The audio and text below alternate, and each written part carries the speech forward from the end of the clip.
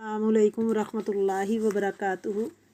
उम्मीद है आप सब ठीक होंगे। अल्लाह ताला आपको नेकी वाली, सेहत वाली, तकवा वाली लंबी ज़िंदगी अता फरमाए। आमीन सुम्मा आमीन।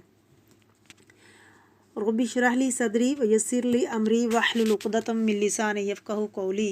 आमीन। क़ाल अल्लाहु तबारक व तआला फ़िल क़ुरआनिल मजीद वल फ़ुरक़ानिल हमीद।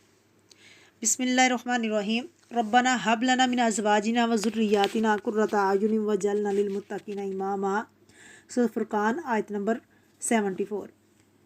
ऐ हमारे रब, हमें अपनी बीवियों और औलाद से आंखों की ठंडक अता फरमा और हमें मुत्तकीन का इमाम बना। सबसे पहले तो हमें अपनी औलाद की तरबियत इस्लाम के मुताबिक करनी चाहिए, क्योंकि जिस इंसान की तरबियत इस्लाम के मुताबिक होगी वो कभी भी किसी को दिल नहीं दुखाएगा, किसी को अजियत नहीं पहुँचाएगा। हमें चाहिए कि हम अपनी औलाद को दीनी तलीमात से आरास्ता करें ताकि उसे इस्लाम के असूलों का इल्म हो। जब इस्लाम से वो वाकिफ़ हो जाएगा तो कभी भी एक मर्द अपनी बीवी से, एक शोहर अपनी बीवी से नाइंसाफ़ी नहीं करेगा। शोहर अपनी बीवी से उसने सलूक करेगा, बीवी अपने शोहर से उसने सलूक करेगी और औलाद अपने वालिदैन से उसने सलूक करेगी।